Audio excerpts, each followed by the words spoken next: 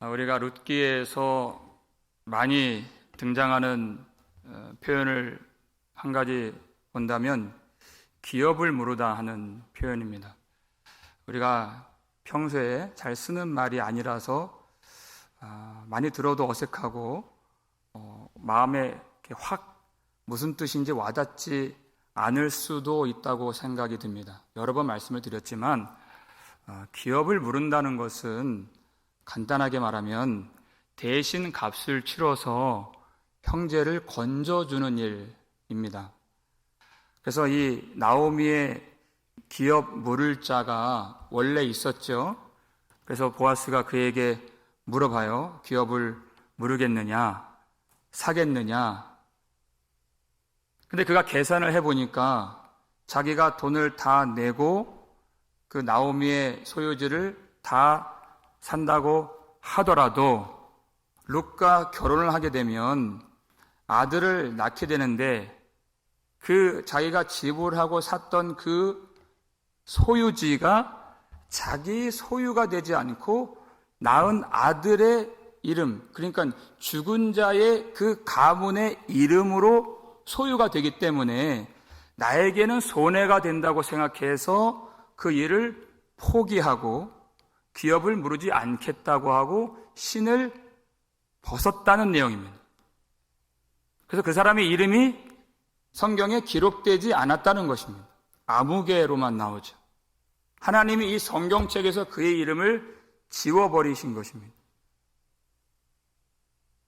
다른 사람의 짐을 지려고 하지 않는 자기만 생각하는 사람은 하나님의 백성일 수가 없다 하는 그 말씀이 여기 들어있는 것입니다. 그는 자기에게 손해가 무엇이고 유익이 무엇인가 아주 잘 따지는 그런 사람이었습니다. 그런데 결과적으로 그에게 아무런 유익이 없었죠. 유익만 쫓아갔는데 아무런 유익이 없었다는 것입니다. 여러분, 우리 인생이 가장 유익하고 복된 삶이 되기 위하여서는 반드시 하나님의 말씀을 따라가는 믿음이 있어야 되는 것입니다. 나를 기쁘게 하는 사람이 아니라 하나님을 기쁘시게 하는 삶. 그래서 그 말씀대로 남의 짐을 지고 가는 삶이 가장 유익하고 가장 복된 삶인 줄을 믿으시길 바랍니다. 보아스가 그런 사람이었습니다. 기업 물으기를 기뻐했죠. 그래서 드디어 이제 기업 물을 기회를, 그 특권을 얻게 되었을 때 그가 어떻게 행동하는가, 오늘 그 내용입니다. 9절 말씀을 먼저 보시면 읽겠습니다.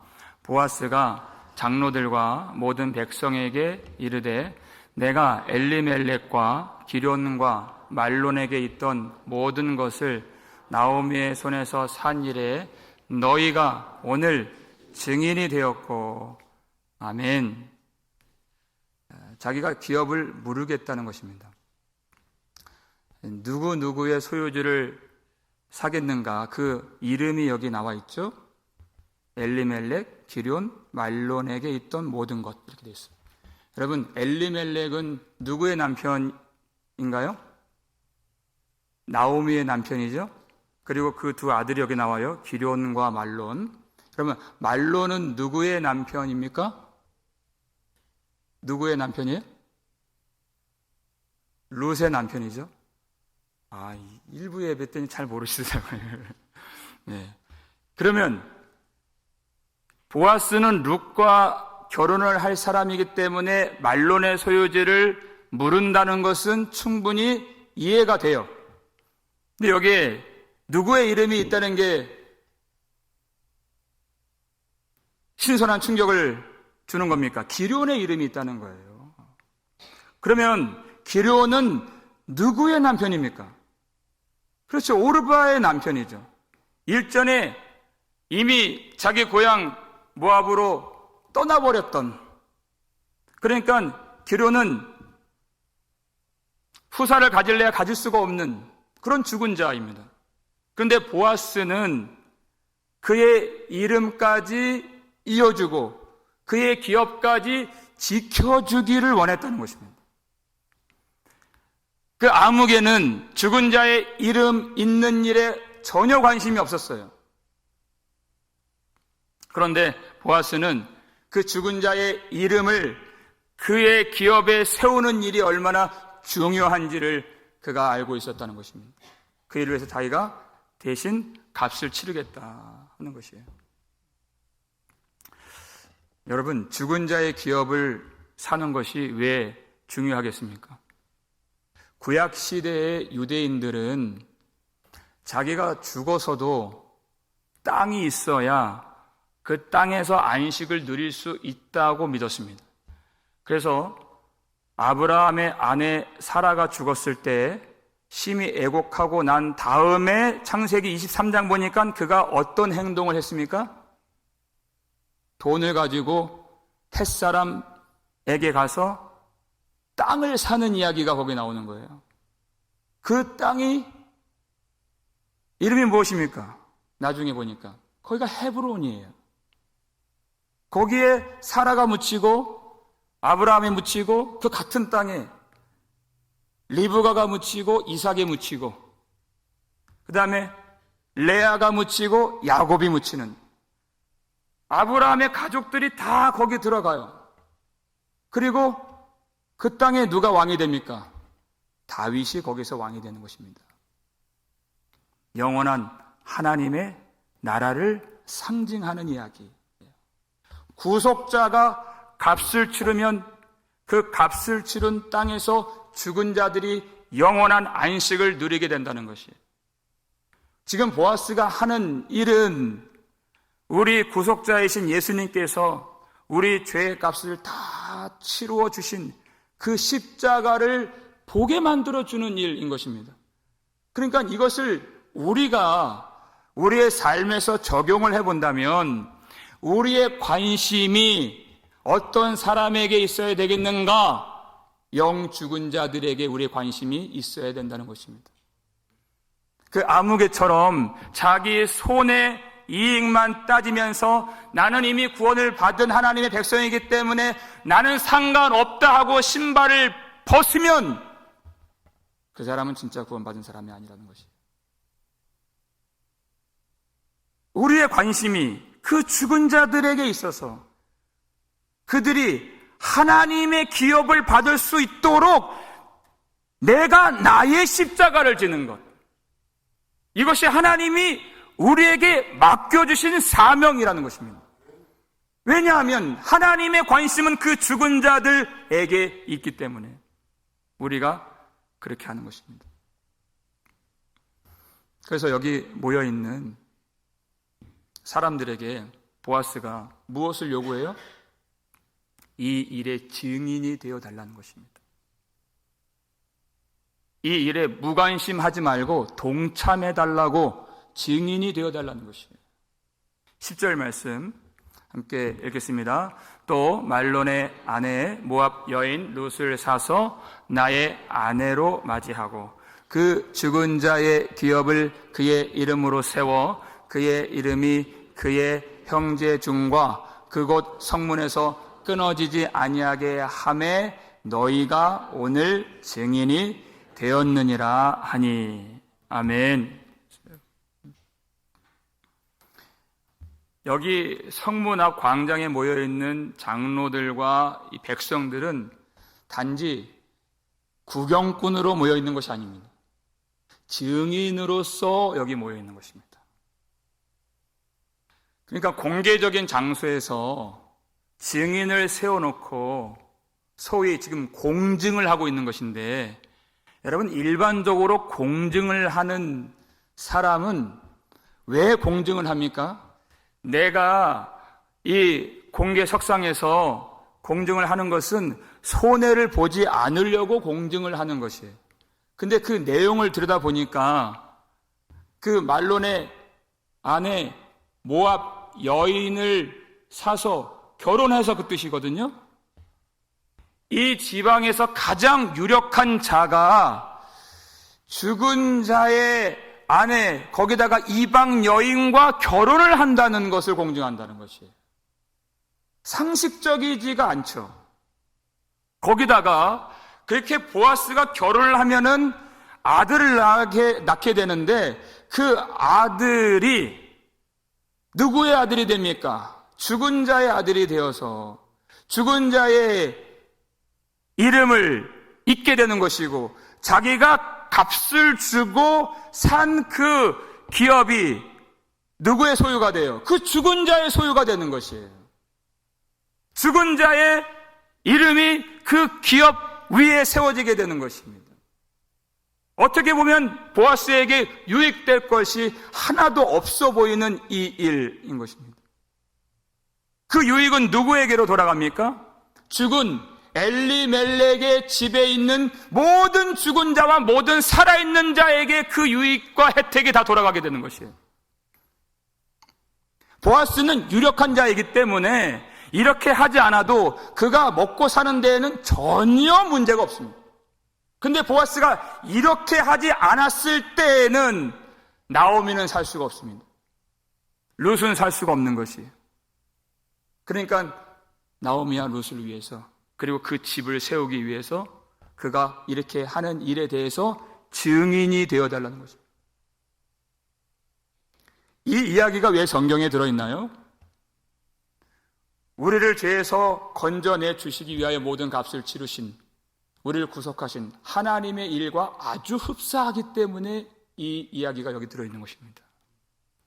하나님이 우리를 왜 구원해 주셨습니까? 우리 이사야 43장 12절 말씀입니다. 읽겠습니다. 내가 알려주었으며 구원하였으며 보였고 너희 중에 다른 신이 없었나니 그러므로 너희는 나의 증인이요 나는 하나님이라 여호와의 말씀이니라. 아멘. 내가 알려주었으며 이렇게 되었어요. 여러분, 하나님을 어떻게 알게 되었습니까? 배워서 아는 지식적인 알을 말하는 것이 아닙니다. 완전한 절망과 죽음의 고통 속에 있었던 우리를 그 능력의 손과 펴신 팔로 건져내 주신 구속하신 하나님을 경험하고 그 하나님의 영광을 보았기 때문에 아는 것입니다. 구원을 경험한 자가 아는 것입니다. 그러면 그 구원을 경험한 자는 자동적으로 어떤 사람이 됩니까? 너희는 나의 증인이요, 증인이 되는 것입니다. 구원을 받았다 하는 것은 나에게 그 놀라운 일을 행하신 하나님의 일을 증언하는 자로 부르심을 받았다는 뜻이에요. 여러분, 그 증언하는 자가 억지로 하기 싫은 것 증언할까요? 절대 그렇지 않습니다. 그렇게 증언하는 증인은 없습니다. 며칠 전에 저희 아내가 일을 하고 있는데 저에게 전화를 걸었어요. 대뜸 하는 말이 내가 대박 사건 알려줄까? 이거예요. 우리 일상적인 용어니까 이해하고 들었어요. 뭐 누가 이렇게 고상한 표현을 쓰겠습니까? 놀라운 일을 경험했다는 뜻이에요. 저에게 이 도시락 그 햄버거를 사다 주려고 드라이브 스루에서 결제를 하려고 하는데 거기 하는 말이 이미 앞에 사람이 결제를 다 했다는 얘기예요. 누군지도 몰라요. 얼마나 고마운 일입니까? 그리고 한편 얼마나 아쉬운 일입니까? 돈 아낀다고 콜라도 안 사고 감자도 안 사고 딸랑 이거 하나 결제하려고 하는데 이미 다 값을 치렀다는 거예요. 제가 인상적인 것은 그 대박 사건을 말해주는 그 목소리가 얼마나 생기가 있었던지. 여러분, 증인이 된다는 것은 억지로 하는 것이 아닙니다. 제자들은 기쁨과 성령으로 충만하니라 그랬어요. 그 기쁨의 삶을 우리에게 주시기 위하여 우리를 증인으로 불러주신 것입니다. 그러면 진짜 대박 사건. 그게 뭔가? 사도행전 3장 15절 말씀 읽겠습니다. 생명의 주를 죽였도다. 그러나 하나님이 죽은 자 가운데에서 그를 살리셨으니 우리가 이 일의 증인이라. 아멘. 우리 죄의 값을 다 치르시기 위하여 예수님이 죽임을 당하셨고, 그리고 하나님이 그를 다시 살려주신 그 십자가와 부활의 증인으로 우리를 불러주신 것입니다. 우리는 어떤 존재인가? 예수 보혈로 우리 마음판에 하나님의 사랑을 깊이 새겨주신 살아있는 그리스도의 편지로서 우리를 불러주신 것입니다. 그게 우리 존재입니다. 그리스도의 편지로서. 하나님이 능력이 없어서 우리를 증인으로 불러주신 것이 아니에요.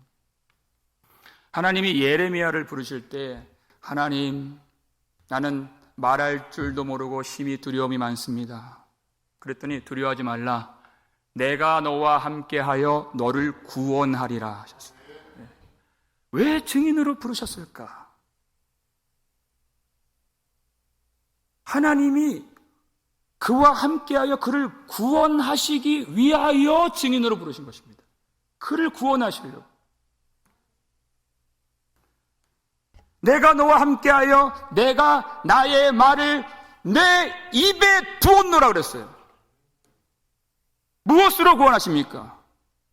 하나님의 말씀을 그 입에 넣어 주셔서 구원해 주신다는 것이에요.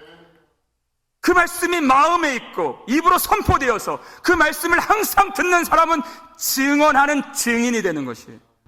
그때 하나님의 임재를 경험하게 되는 것입니다. 구원하시기 위하여 그 말씀으로 세상을 이길 수 있도록 우리를 증인으로 하나님이 불러주실 때 여러분 기쁨으로 응답하시는 축복이 있기를 주의 이름으로 축원합니다. 이 성문 앞에 있는 백성들이 다 그렇게 고백을 했어요. 11절 말씀을 보실까요? 읽겠습니다. 성문에 있는 모든 백성과 장로들이 이르되 우리가 증인이 되나니 여호와께서 내 집에 들어가는 여인으로 이스라엘의 집을 세운 라헬과 레아 두 사람과 같게 하시고 내가 에브랏에서 유력하고 베들레헴에서 유명하게 하시기를 원하며. 아멘. 이 백성들 장로들이 다 우리가 증인이 되나니 이렇게 했어요. 그리고 축복하기 시작합니다. 먼저 룻을 축복합니다. 그 내용을 보니까 여호와께서 내 집에 들어가는 여인, 룻이죠. 여인으로 이스라엘의 집을 세운 라헬과 레아 두 사람과 같게 하시고 이렇게 되어 있어요. 야곱의 아내들이죠. 모든 이스라엘 백성들이 야곱의 아내들을 통하여서 출생하게 되었어요. 그 거룩한 나라, 거룩한 백성들의 어머니가 라헬과 레아입니다. 이 나라의 이스라엘의 어머니인 라헬과 레아와 맘먹는 여인이 될 것을 축복했어요. 근데 이 룻은 이방 여인 아닙니까? 이 이방 여인이 그 이스라엘의 어머니와 같은 맘먹는 복을 누린다? 이건 너무 지나친 축복이 아닌가. 우리는 그렇게 생각할 수도 있겠지만 하나님은 그 지나친 축복을 능히 이루실 수 있는 분이십니다. 성경을 보니까 실제 룻이 보아스와 결혼해서 오벳을 낳고 오벳이 이새를 낳고 이새가 다윗을 낳고 그 집에서 우리 모두를 구원해 주신 예수 그리스도가 태어나게 되신 것입니다. 그러니까 룻은, 이방 여인 룻은 결국 예수님의 어머니가 된 것이에요. 이 말로 다 할 수 없는 축복 아니겠습니까? 여러분, 왜 이런 지나친 축복이 나왔을까요? 하나님이 그것을 그 입에 넣어 주신 것입니다. 왜? 하나님이 그것을 이루실 것이기 때문에 넣어 주신 것이에요. 여러분께서 교회를 축복하실 때 크게 축복해 주시기를 부탁드리겠습니다. 우리 형제 자매, 가정과 사업장과 건강과 모든 행사를 축복하실 때 넘치도록 축복해 주시기를 부탁합니다. 그 모든 것들 하나님이 이루어 주실 줄 믿습니다. 그 축복을 이어갑니다. 마지막 12절 말씀 읽겠습니다. 여호와께서 이 젊은 여자로 말미암아 내게 상속자를 주사 내 집이 다말이 유다에게 낳아준 베레스의 집과 같게 하시기를 원하노라 하니라. 아멘. 베레스는 어떤 사람입니까? 베레스의 집과 같게 하시기를 원하노라. 베레스는 유다의 아들이죠. 유다의 아들인데 사연이 있는 아들입니다. 유다에게는 원래 야곱의 넷째 아들 유다 지파의 조상, 그래서 이스라엘을 유다라고 부르잖아요. 그 유다, 그 중요한 유다, 원래 아들이 3명 있었습니다. 엘, 오난, 셀라. 근데 첫째 엘이 죽었습니다. 그러면 어떻게 하도록 되어 있어요? 그 동생이 그 죽은 형의 아내, 형수를 취하게끔 되어 있죠. 이게 계대결혼법이라고 했습니다.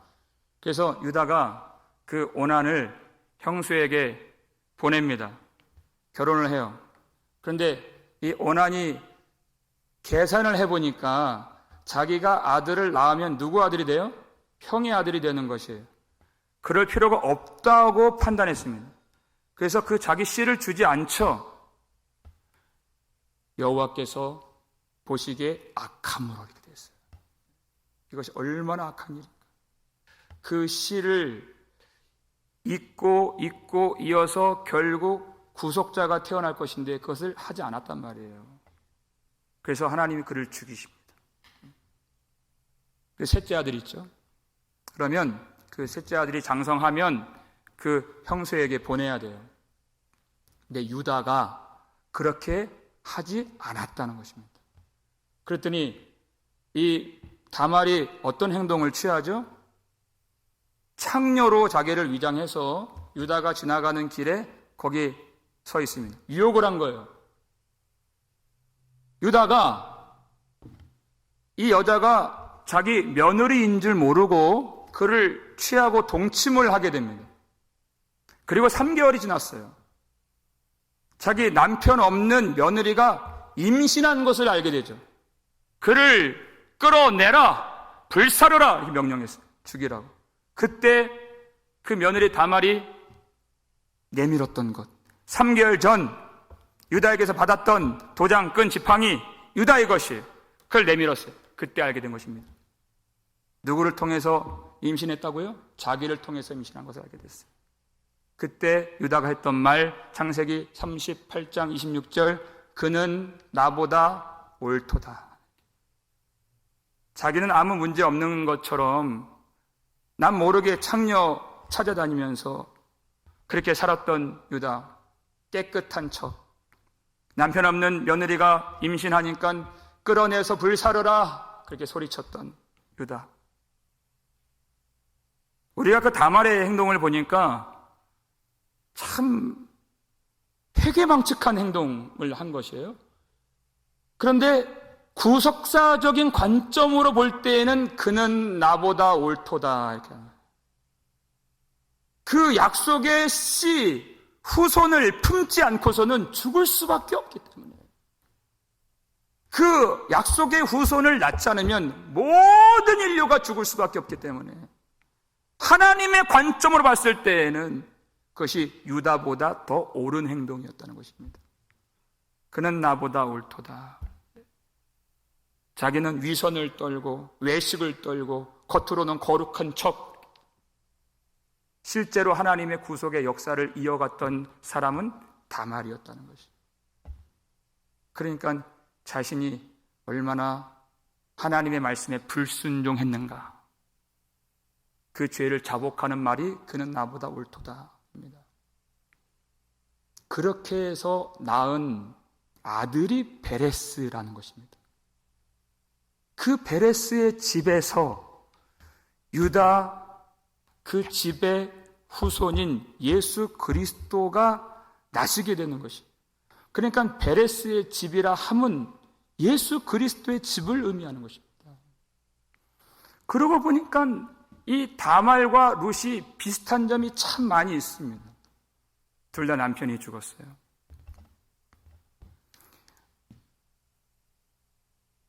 다말도 불사람을 당할 뻔했죠. 약속의 후손을 품기 위해서.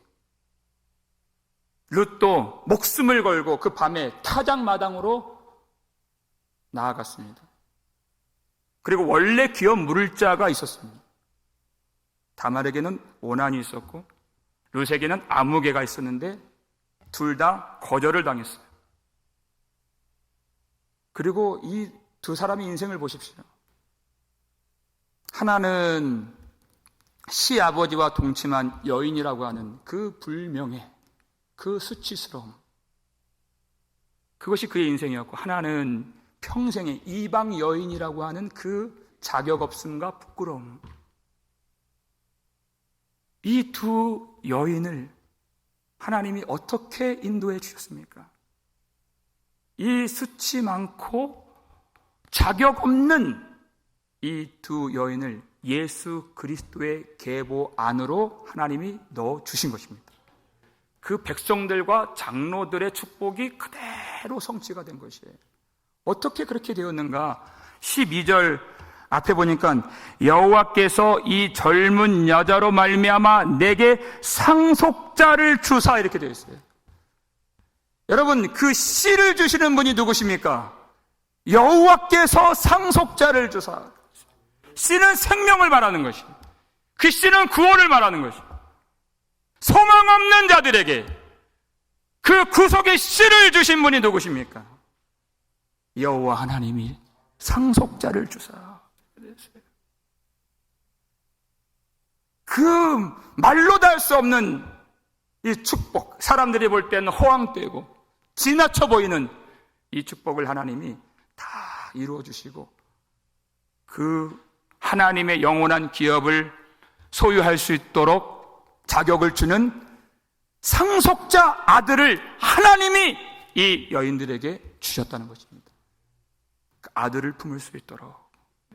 어떻게 10년 동안이나 아들을 낳지 못했던, 그리고 남편이 죽은, 거기다가 이방 여인인 이 여자가 하나님의 모든 구속을 가져다 주는 상속자 그 아들을 품에 안게 될 수 있었겠습니까?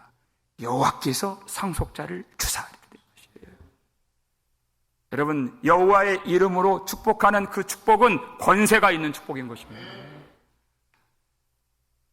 여러분, 이 축복을 가지고서 이제 예배 마치고 난 다음에 세상으로 나아갈 때 여러분 가정을 축복하시고, 여러분 생활의 터전을 축복하시고, 이 고통 많은 세상 가운데 신음하는 백성들을 축복할 때 하나님의 구원의 역사가 나타나게 될 줄로 믿으시길 바랍니다. 이 다말과 유다, 룻, 남들에게 말할 수 없는 그 허물 많고 부끄러운 그 인생을 예수 그리스도 그 집 안에 있는 가족이 되게 만들어 주신 것입니다. 우리는 어떻습니까? 남들에게 말할 수 없는 그 허물과 수치 많은 그 인생들을 예수 그리스도 이름 안에서 유명하게 해주시고 영원한 집에 들어가게 해주신, 오늘도 놀라운 은혜를 베풀어 주신 하나님을 증거하는 증인된 삶이 될 수 있기를 주의 이름으로 축원합니다. 우리 죄를 위하여 십자가에서 죽으신 예수 그리스도만을 증언할 때, 증인으로 살아갈 때 많은 사람들이 구원의 은총을 누리고 듣는 자들이 살아계신 하나님의 은혜를 풍성하게 얻게 되며, 오직 우리를 구원해 주신 주님의 이름만이, 하나님의 이름만이 높임을 받게 되실 수 있도록 그렇게 평생에, 오늘부터 평생의 증인으로 쓰임받는 저와 여러분 되실 수 있기를 주의 이름으로 축원합니다.